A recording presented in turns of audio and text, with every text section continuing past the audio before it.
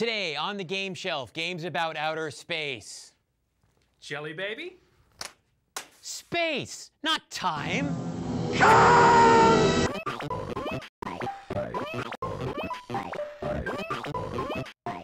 Hello and welcome to the Game Shelf. I am Jmac.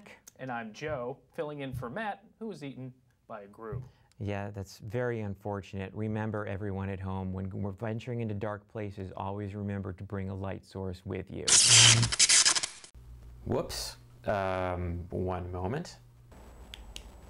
This reminds me of something, actually. The 2005 interactive fiction competition is going on right now at ifcomp.org. So if you want to get in on the judging of some homebrew text adventure games and other examples of modern interactive fiction, you might want to check that out. Hang on one second, I gotta fix this. Frost! I believe Matt will be back with us next time, though. I think we're going to restore him from tape. Yeah, is he on tape? I guess he does like to kick it old school. That's our Matt. And remember, also, save early, save often. So as I said in our introduction, the theme of today's show is space games, and we're going to be exploring the local system, if you will, with Space Station Assault, which was published in 2004 by Your Move Games, a company that was started right here in Somerville. It is a self-contained, non-collectible card game. It's very simple and fast-paced, which are both checks in the yay column for me.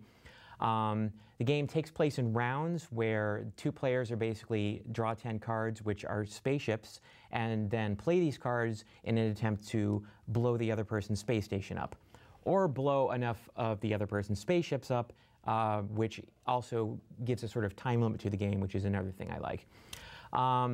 So as you can see, Joe and Matt played this game a little earlier, so I'm going to shut up and you can watch a typical game opening now. Go first. Yes. So I'm going to go ahead and play a scout. Excellent. And I'm going to attack your space station and do 1 point of damage. So Excellent. Write that down.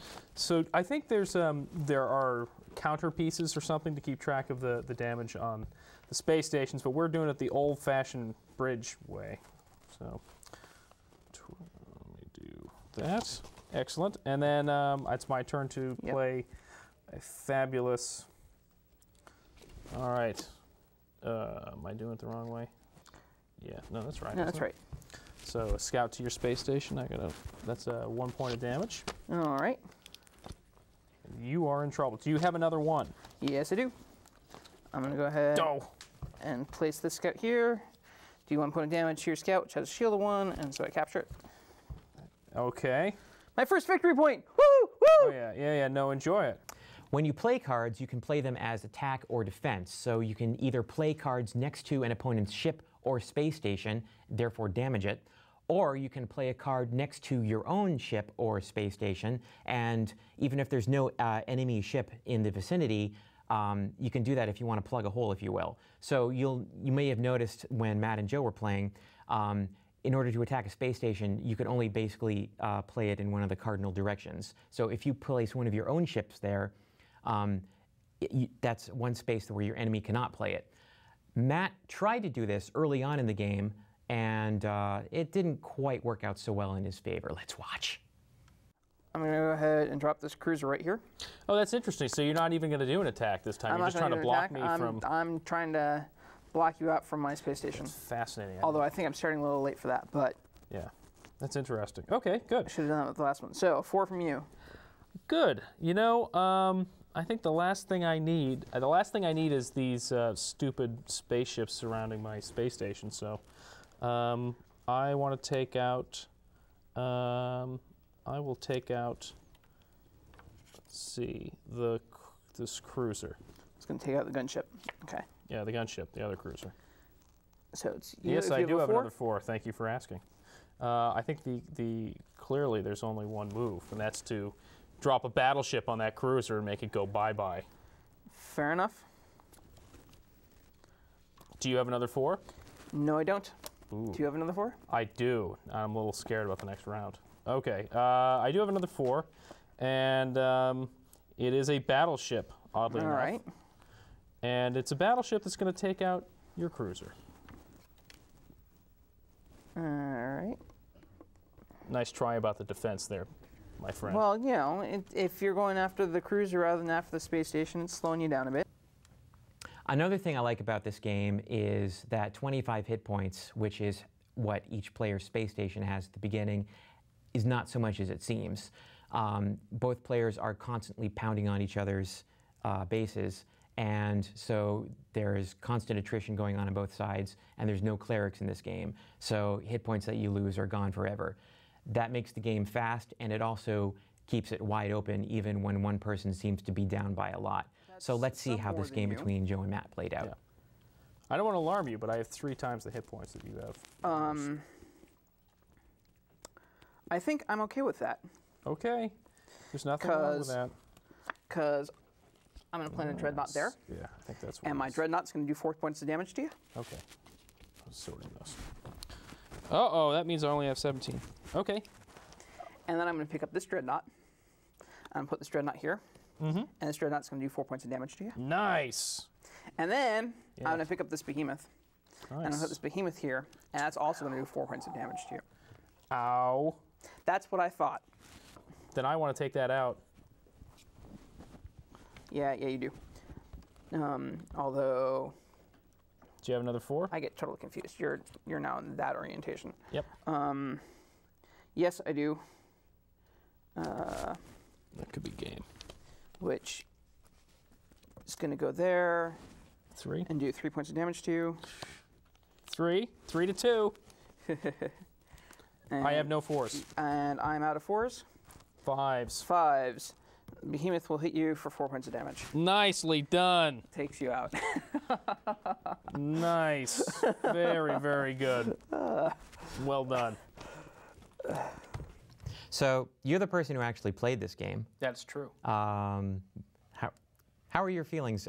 So you've only played the game once at this point. I learned how to play the game. You played the game out in the lobby, so you sort of played a did. game and a half, I think. Yeah.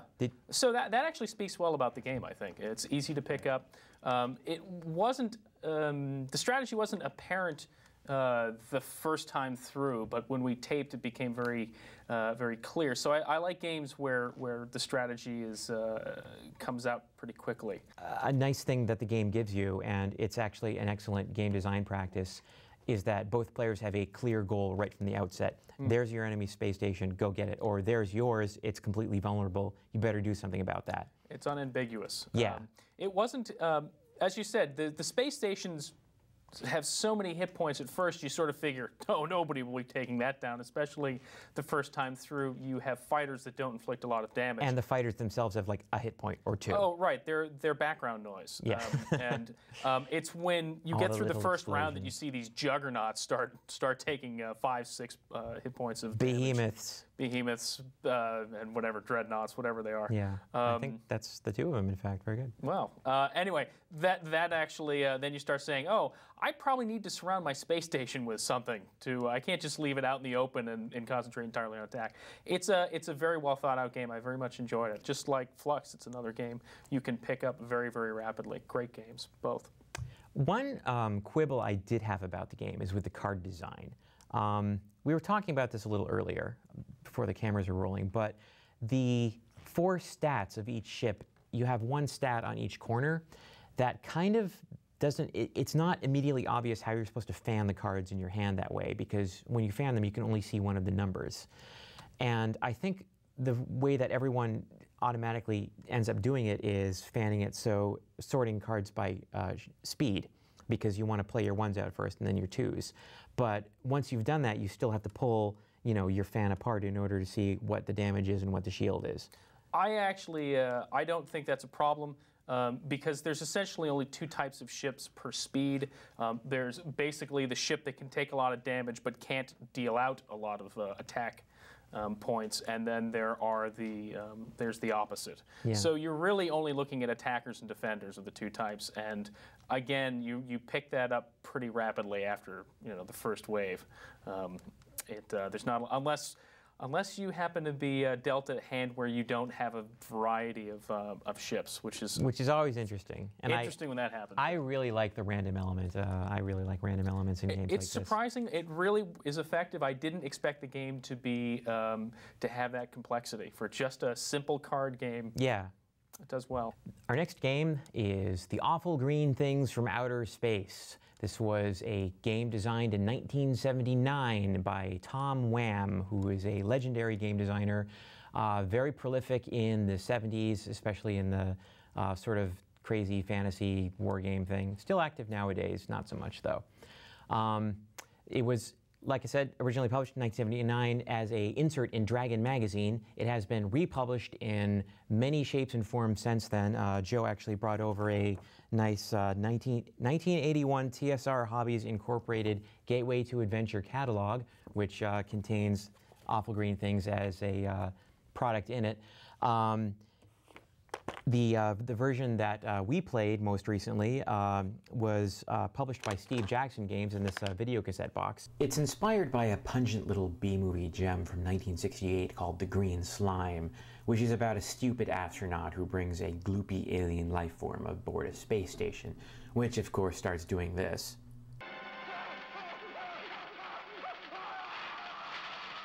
And when the crew tries zapping it with the old laser cannons, find that it causes more of them to grow. I don't really know how the movie ended because I got tired of it at that point. All right, so one player plays the monsters. Ruth volunteered for this role. Let's watch a typical game setup and a first move happen now. The monsters do get the initiative in this game. This guy in here is going to attack the, there's another medic in there, isn't it? Yeah, that's Doc. So He's the chief medical officer. oh, that'll do it. What's your roll? Well, how many? That's just a big number, isn't it? Yeah. That's more than 11. That's more than 11. So you ate Doc. Yeah, so Good for you. He gets to go, and you get to I poop get to out an egg. Oh, I do, because he's already an adult, so he gets Yep. an egg. And then Doc is out of the game. I moved these. Movement is old school. You can see an example counter here. Like a lot of Steve Jackson games, the components, not so much. In this case, they're just cheap little paper counters. In this particular edition, they're actually sold to you as a sheet, and you need to cut them up with scissors yourself. I believe they are now pre-perforated in the current edition that they're selling. There is it's war game style in that all the characters in the game are these little flat paper counters with little numbers on them that represent their movement rate, how much damage they do, and how many hit points they have, basically. There's a little cheat sheet on the game board that reminds you of which number is which. After the aliens have their first probably very disastrous move, the crew finally gets to wake up and do something. This is when the game gets more interesting because they actually get to use weapons, which is, in my opinion, the really fun part of the game. That's where a nice random element comes in. So let's watch that. So these Marines are both going to, let's see, he's not a threat yet, so both of them are going to... And they both got the pull cues on. Yeah, so they're both going to fall on... Looks like a baseball bat to me. That guy there. Well, there's a cartoon that it shows them like it's more like cricket, racquetball. Okay. It's so Alien Pool. It's crazy. So the one with the big open eye, or the not that it matters, but... It will attack the half-asleep guy. Okay. So I forget... So I pull a chit now, right? Yeah, so I guess So I you pulled just, okay, so I put that there, and the effect for pool cues for the rest of the game is shrink. Okay. So if I successfully roll over an alien's constitution, which is 16 in this case, you'll become a baby. Right. And you're only shooting at one of them, so... Yeah, how many dice do I... Oh, no, it's automatic. So I attack and I shrink them. Okay, so the half-asleep guy is now... Yeah, so he's now a baby. Okay, and the other guy's going to do the same, I assume. They were both attacking, so I think that actually hits him twice. So he becomes an egg. So you saw an example of how luck plays there. When a crew member picks up a weapon, you could see me pick up a chit there, because there's weapon chits, because old school war game, it's all chits and counters. You put all your weapon chits face down, or weapon effects chits rather. Things are like grow, or it splits the alien apart, or it kills the alien if you can roll its hit points on 5 dice or less, or it stuns it, or it makes it more stronger, or makes it lay eggs, or crazy things like that. It's all completely random. You don't know what a given weapon does until you try it. That's really fun. If you've ever played a game like NetHack, it reminds me of that with like the different colored potions and that. One really neat effect is you can work combos into it if the crew player is really lucky. And as it turned out in my game against Ruth, I could actually pull off a pretty cool combo here. Okay, You so can't the take that back captain down. is going to fire his stun pistol because he has line of sight on that guy. That guy. And stun pistol effects is 1 die fragments. So he Okay. immediately blows up into fragments. Okay, but see, I'm going to do my follow-up attack here. So the technician has a comm beamer, and he's going to do the same thing. So a comm beamer basically affects everyone in this red area. Okay. It only happens to be these fragments at this time, but it affects all of them. Okay. It doesn't affect your guys also? 'Cause It doesn't affect, no, because the gas grenade does. the gas grenade does, but the comm beamer is just a radio thing. Okay. But we're going to see So what let's see what effect it does. 4 dice to kill. That's. I was hoping for something a little better than that, like 3 dice to. No. 5 dice to kill would have been. Yeah, but they're That's only for me. fragments, so now you can. They're only fragments, so I can probably wipe the floor of them. So is it 4 dice on each, or you just go? I'm going to roll for every individually? single one. Thank Okay. you for reminding me. One negative effect of all these different weapon effects is the dice. So as you get later in the game and you discover the weapons that cause the alien fragmenting is the big deal. So when an alien splits apart into fragments, each fragment is represented by a separate counter. Then when you use some sort of area effect weapon on them, you might have to roll the dice, say, 12 or 20 times, because you must roll against every single counter in there. As you can see in this clip, we sort of lost patience with it after a while, and we decided to trust in the wonders of mathematics. So in the meantime, You have I'm to just going to kill try to those guys. And can we just say they're dead? What are you using on them? I'm using a comm beamer, so Okay. 4 dice to kill. Sure. That's sad though. My little fragments. Never got to grow you up into nasty little adults. Wow. All right, is that all the damage you're going to be able to do this round? Yes. I can roll through all 11 of those again if you want No, me to. it was It's not necessary. If you do it again though, if we have 11 fragments in a room, one of them's going to live. That's, I think statistically that's how it would work out. 30 or so of those, one of them will probably live. Okay. We can get some math people. You can like do We this. should just abstract this whole game and have you know, An eliminate average. all the dice rolling and just go from a table of random numbers like that. Been done. Been done. So in conclusion, this is the sort of game that a lot of people, I know a lot of people my age, don't so much discover now as fondly remember from college. As such, it's probably best played drunk. They don't allow drinks in the SCAT studio, and we didn't think far enough ahead to prepare ahead of time. So we ended up just playing half a game, and we ran out of time and just called it. And that was the end for us. So if you can find a cheap copy, I think it's probably worth picking up. It's got some nice game elements in it. Maybe you can find inspiration in it if you're a game designer yourself. It's certainly been very influential over the years. As a game that you want to pick up and play again and again with the family, I can't really recommend it on that level. So you did not play in this game, Joe, but I remember you did sit in the background and heckle. It's an awful game to watch. It is in the title. I think you can. I mean, as a matter of fact, the best part of the game, in my opinion, is the cover art. It is. You could judge a game as a spectator about how interesting it would be to play, and I think to contrast with the earlier version, I think you can actually have a bunch of people watching the Space Station Assault game, whereas Awful Green Knits is just horrible. I mean, it reminds me of everything that's horrible about the kind of cutout games that were in Dragon. Sure. So I wish I had something more positive to say. The most positive thing, I think, is the weapon dynamic, the fact that you don't know what it is. And that's really fun. Other than that, it's just a game that boggles the mind in its insipidness. Wow. Well, yeah, actually. It's really poor. No, see, okay. I have to represent a little bit for Tom Wham here. I see. So, you know, I have deep respect for Tom Wham. I'm sorry if I just bumped my microphone. We'll edit that out. But, you know, it's an old school game. It reflects old school things. I think it's interesting that a game, you know, from that era, before Euro games, before, not quite before Scrabble, but before, you know, modern American hobby level games, I should say, were really refined to the point that they are now, to the point where, like, I'm willing to make a TV show about it. That a game from that era continues to survive to this day, and that people are still willing to pay money for it. It's an interesting artifact. I think you're letting nostalgia it. trump playability, and I think that's a cardinal sin for games. You may have an excellent point here. The third game we're going to cover today is another revival of an older computer game that has seen a revival in a new package. The game in question is Star Control 2, which was published in 1992 by Accolade for PC. It has retained a cult following since then for being a surprisingly actually rich single-player adventure game with a really cool, very well-written science fiction theme.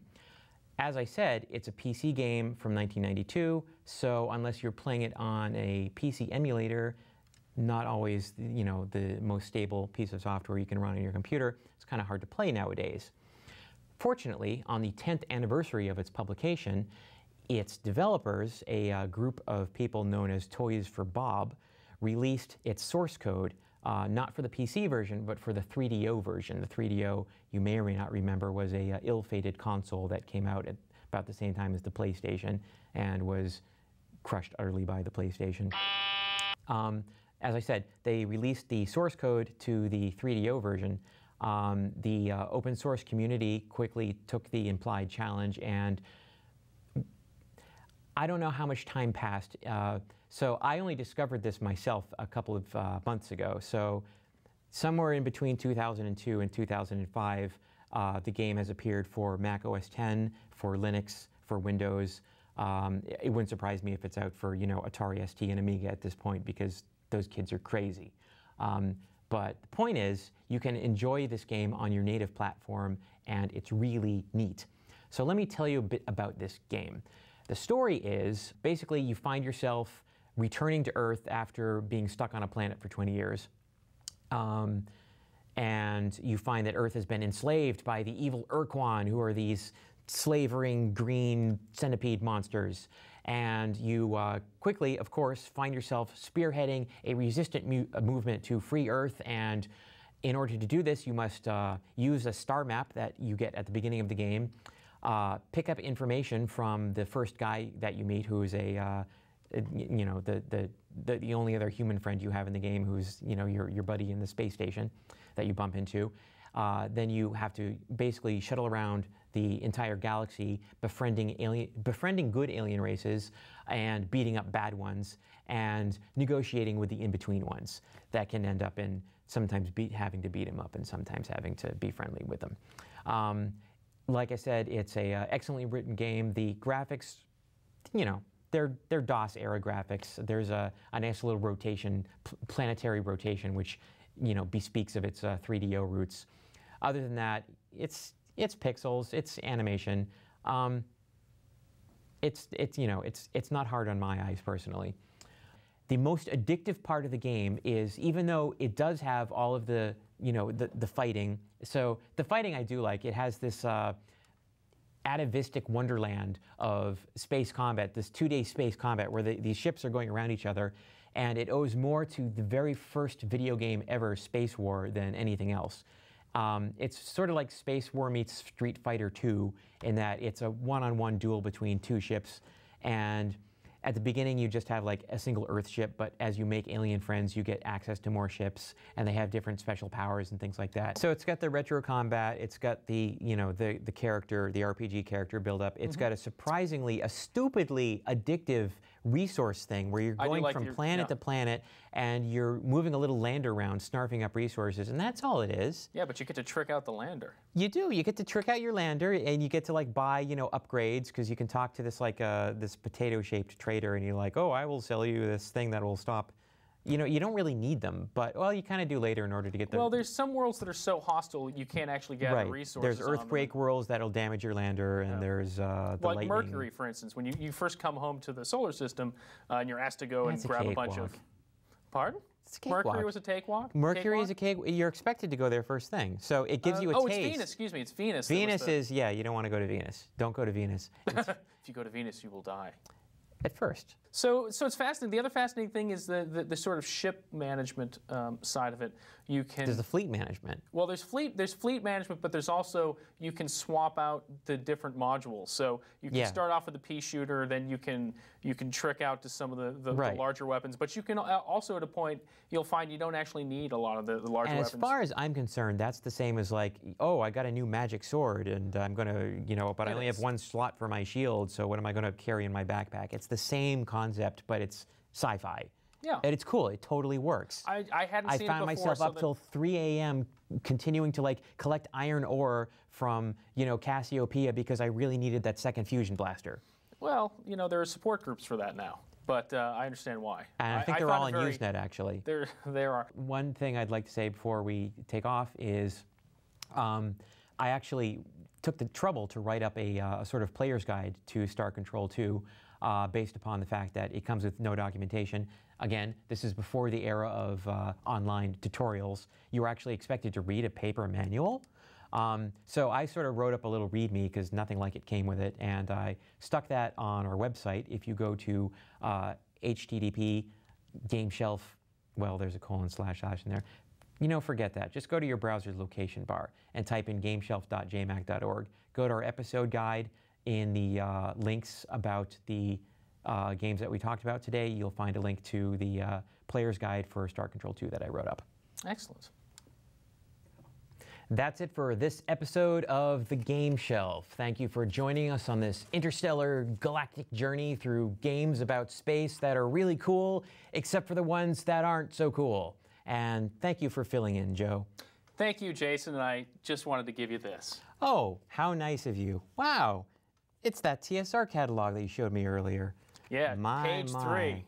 The weather's looking awful green in Lake Geneva these days. Smooth. Open